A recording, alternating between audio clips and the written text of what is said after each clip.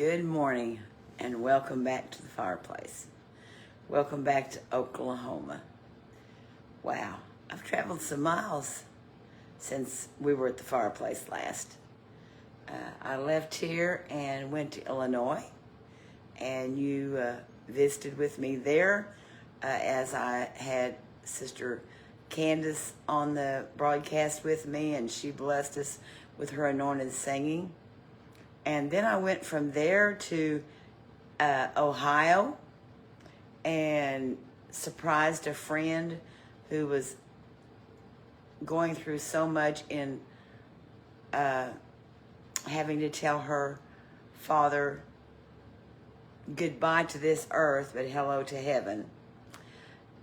And then I skipped over into Indiana, and on Sunday was in service with my sweet friends, the Dements, in Guilford, Indiana. Great time with them. Left Guilford, Indiana, and drove to Evansville, Indiana. And Tuesday night had another amazing service. The Lord was so real and so close to us. It was amazing. Both services, Sunday and Tuesday both. And I really didn't know what my plans were going to be after Tuesday. There was a couple other churches in the area that I had thought about dropping in on Wednesday night. And during the night, Tuesday night, every time I would wake up, the Lord would just impress me, you need to go home tomorrow.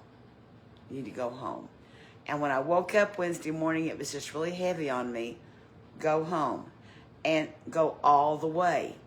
Well, it's for a normal person, okay, a non-stop trip, according to my GPS, from Evansville to Oklahoma to the fireplace was to be a 7-hour drive. Now, you and I both know I don't do non-stop.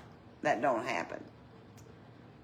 But even at the best, that 7-hour trip turned into a 12-hour trip. I drove about 95% of the day yesterday in heavy downpour. Many times so heavy that I just had to pull off and stop because the visibility was so bad. And compile that with my poor eyesight, it was a challenging day. And then nighttime came on. And most of you know I do my best not to drive any more than I have to at night, except just really close to home where I'm real familiar with the road. But night came on, and part of my flesh was saying, I need to stop somewhere. I can't do this. And Brenda, I almost stopped in Joplin. I thought, you can stop in Joplin and spend the night. Your friend Sharon will have an extra bed. I know Sharon's always got an extra bed for me. And you can spend the night and get up in the next morning and go on home. But the Lord had told me I felt like to go home. And so I just kept plowing on. And that 7-hour trip ended up being a 12-hour drive. And I got home at a little after 9 o'clock last night. And God was merciful to me. He kept his hand upon me. He protected me. And he showed me one more time that if I will trust him, I can do it. And so that's what I'm endeavoring to do, is to trust him. And I tell you, I just continue to meet new friends that I just want to go back and see again. And so just had a great time, a great trip, and the blessings of the Lord were so rich. And I'm glad to be home for a few days. Now, if you know me, you know it'll only be a few days, and I'll be ready to hit the road again. But today's a downtime day. I'm going to relax today, I think. I really had this plan in my mind. I wasn't going anywhere today. But I'm already thinking, I could probably run and do this or run and do that today. But first, let's get into the Word. All right, I've already been reading this morning. I woke up at 5:15. Slept so good last night. Woke up at 5:15, wide awake. Decided I might as well get up. So I got up and been reading in the Word and just having coffee with the Lord this morning. In fact, Brenda, I've already had 2 cups of coffee. And so now, instead of drinking another cup of coffee while I'm on here to keep my throat wet, I'm drinking my green tea. I was ready to go from hot to cold to try to clear my voice. And my morning voice this morning. I want to read to you from Luke chapter 5. And I'm not real sure where all we're going with this, but if you have your Bible and you want to read with me, it'll probably help us both. Luke chapter 5, and I want to begin reading in verse 17. And it came to pass on a certain day as he was teaching, speaking of Jesus, that there were Pharisees and doctors of the law sitting by, which were come out of every town of Galilee, and Judea, and Jerusalem. And then the rest of that verse says, if I can read it without shouting, and the power of the Lord was present to heal them. I'm telling you, when the power of the Lord is present, things happen. Miracles take place. Blind eyes are open. Deaf ears are unstopped.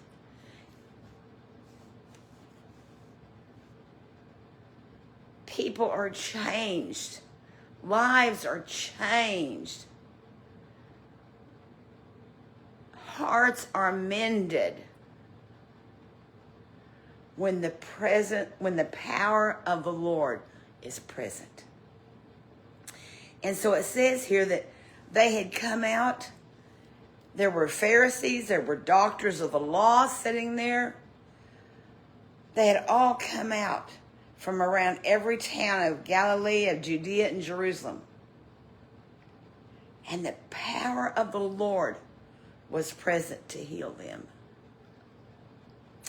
And then verse 18 is a message that I've heard Brother Ronnie Dye preach many times.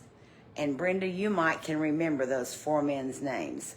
That brother, I know one of them was Faith. That's all. I can't remember the other 4. I think one of them was Faith. But there were 4 men that carried a man in and laid him before the Lord. They tried to. Let me read this. Verse 18. And behold, men brought in a bed a man which was taken with a palsy. And they sought means to bring him in and to lay him before him. They knew the power of the Lord was present to heal. So these 4 men went and got their friend and they carried his bed. And they tried to get him in to where they could get him in front of Jesus. But they couldn't, because the multitude was so great. But they were determined. When they could not find by what way they might bring him in because of the multitude, they went up on the housetop and they let him down through the tiling with his couch into the midst before Jesus. Wow. Somehow they got that man on his bed. They climbed up on the roof. They removed the tiles. And I suppose they put some kind of ropes on it. And they let him down right. Oh, I feel the Holy Ghost. They let him down right in the presence of Jesus. Right in the midst of him.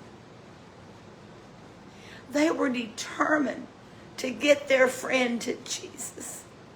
I wonder today, how determined are you and I to get our friends to Jesus? And when he saw their faith, he said unto him, Man, thy sins are forgiven thee. Now, what I would like for you to take note of today, it wasn't the paralyzed man's faith.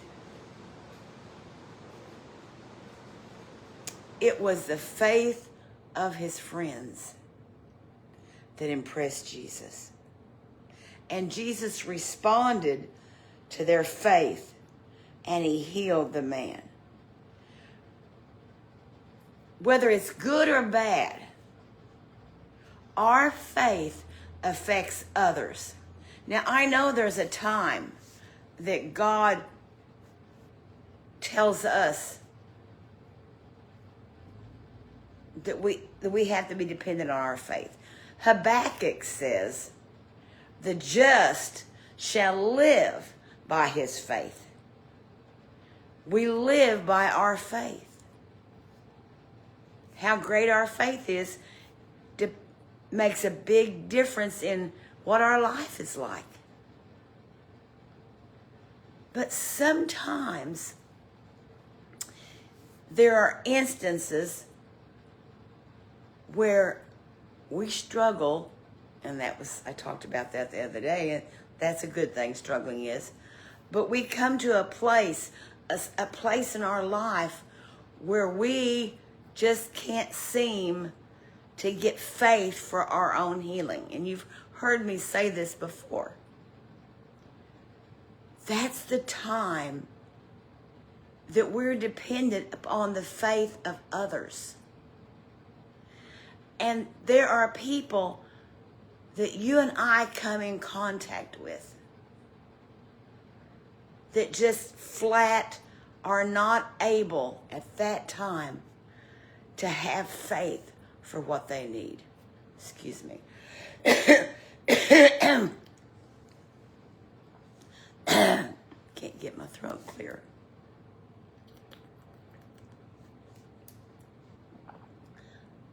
And so they are dependent upon our faith. This paralyzed man, number one, he couldn't get to Jesus. He was on a bed. He couldn't walk. He could not walk into, even though the Bible said that the power of the Lord was present to heal people, this man couldn't get there. Sometimes people are going through things and they have a crisis in their life. They have situations in their life and they just can't get to Jesus. And they're dependent upon somebody else to get them there. That's a responsibility that most of us don't want. Most of us don't want to have that load. That, hey, it's every man for himself. But it's not always that way. I grew up under this theology. And my pastor was a good man, a great man. But this was the theology. When someone would come up for prayer, we would have prayer every night for anybody who needed prayer for healing. And when they would come up, I've heard my pastor, I heard him say as a child over and over, do you believe God's going to heal you? If you don't believe, there's not any reason, no sense in us praying. And I did that as I got older. And one day God said, wait a minute, that's a cop-out. What do you mean that's a cop-out? The Lord said, that's a cop-out. So that when you pray for somebody, if they don't get healed, you can say it's because they didn't have enough faith. Let me tell you, if they had enough faith, they wouldn't be there asking for prayer. They've come because they need your faith. They need you to carry them into the presence of the Lord. where there's power for them to be healed. And I wonder how many people we've left on their couches. How many people have we left outside instead of bringing them into the presence of the Lord where there's power present to heal them, because we said, well, I guess they just don't have enough faith to get in here. And God's saying, you need to bring them in. You need to get them to me. You need, like those 4 men, to climb up on the roof, move the tiles, and let them down right in front of the Lord. They were determined to get their friend to Jesus. How determined are you and I today to get this world to Jesus? How determined are you and I to get them into the presence of the Lord? It wasn't this man's faith that brought about the healing. It was the faith of and determination of his friends. Somebody's mental, physical, spiritual healing today may be dependent on my faith. Whew, that's a heavy, heavy load. But it's a real responsibility. Somebody's physical, spiritual, emotional healing may be dependent on your faith today to get them into the presence of the Lord. Are you willing? Are you willing to climb up on the roof if that's what you have to do? Are you willing to tear back the tiles? Whatever it takes to get to Jesus. We say that about ourselves. Whatever it takes for me to get to Jesus, that's what I'm going to do.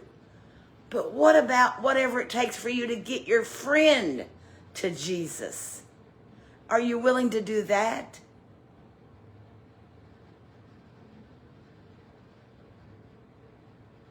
We know the scribes and the Pharisees, when they saw what happened, they said, what manner, what kind of man is this? What is this? Who is this which speaketh blasphemies? Who can forgive sins but God alone? But Jesus, he lined them out. He said, what reason ye in your hearts? Whether it's easier to say, thy sins be forgiven thee, or to say, rise up and walk. But that ye may know that the Son of Man hath power to forgive sins. So he turns, he says to the sick of the palsy, I say unto thee, arise and take up thy couch and go into thine house. And immediately he rose up before them and took up that whereon he lay. He picked his bed up and he departed to his own house, glorifying God. And they were all amazed, and they glorified God and were filled with fear, saying, we have seen strange things today. All because of the faith of his friends. I just wonder today, who's depending on my faith? Who's depending on your faith today? You know, I have some friends that are really going through a lot of physical problems. And they're doing everything they can to trust God for their healing. I mean, we're talking about some severe. I'm not talking about a headache. And a headache, if you get a migraine, hey, it's no little thing. It's not a little thing. Vertigo, been there, done that, got a t-shirt for it. It's not a little thing. I'm not demeaning that. But I got some friends that are trusting God for some major healing in their body. Life or death healing in their body. And they've asked me to pray. You know, they'll say, and I've told them, I'm praying for you. I'm praying for you. But I wonder this morning, how desperate am I to get them into the presence of the Lord? How desperate am I to get them to Jesus, where he can speak to them, take up your bed and walk? Or am I just saying what I call a lay me down to sleep prayer? Now I lay me down to sleep. I pray the Lord my soul to keep. That was okay when you were 2 and 3 years old. But today, as a mature Christian, a now I lay me down to sleep prayer is probably not going to be enough. It's going to take pushing our way through, climbing on the roof, removing the tiles, and letting down our friends into the presence of God. It's going to take some effort. Am I willing to do that? I want to be. I want to be that kind of friend. Oh, I'd love to call some names right now, but I'm not going to do it. I can't. I'd love to just speak to you. Call your name and say, I'm going to do my best to get you into the presence of the Lord where there's power to heal. And I'm going to try my best to climb to the roof, if that's what it takes, and move the tiles and let you down, because you're in such a place right now that you can't get up and walk spiritually to that place.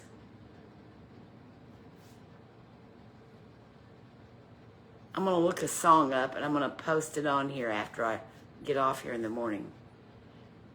This morning. When I get off here, I'm going to share a song with you. Not me singing. But it says, whatever it takes to get to Jesus. And this morning, I want to be whatever it takes to get my friend to Jesus. Whatever it takes to get the lost to Jesus. Whatever it takes to make a difference in someone's life for eternity. I want to be willing to do that today. Will you join me? Will you climb to the roof if that's what it takes? Will you carry their couch if that's what it takes? Will you bear that load?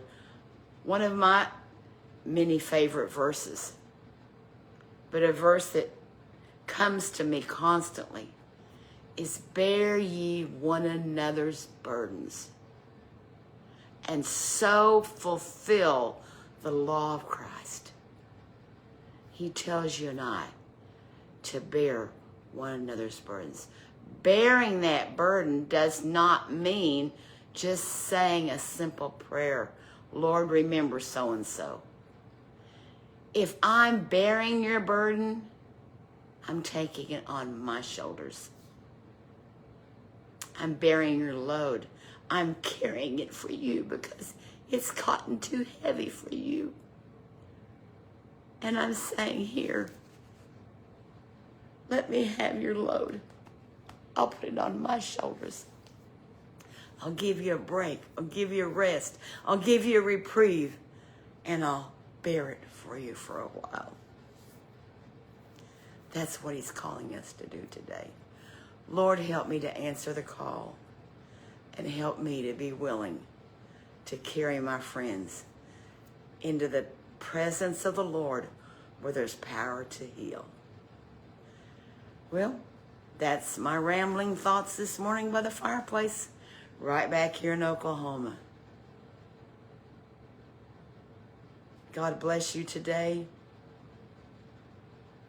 I don't know of any place that I'm going between now and Thursday, but that doesn't mean anything at all. I could be anywhere, or I could be right back here. You'll just have to join me to find out. Oh, wait a minute. Today is Thursday, isn't it? Wow. They laugh at me because half the time I don't know what town I'm in. I'll travel and I go, I don't know where I'm at. I don't know where I'm going. So I guess I don't know what day of the week it is. Today is Thursday. And I don't know where I'll be by Tuesday. You'll have to join me to find out. All right? God bless you. Share this with someone today. If you feel the unction of the Holy Ghost to share it, please share it. And remind those that don't do Facebook, when you tell them about the devotionals, tell them, hey, you don't have to be on Facebook. You can go to YouTube and look up Jean's Front Porch Fellowship on YouTube and watch the videos there. God bless you. Have a great Thursday. Have a great weekend. And the Lord willing, I'll see you again on Tuesday. Somewhere. Could be here. Could be, who knows? Only the Lord knows. I love you and God bless you. Thanks for joining me this morning.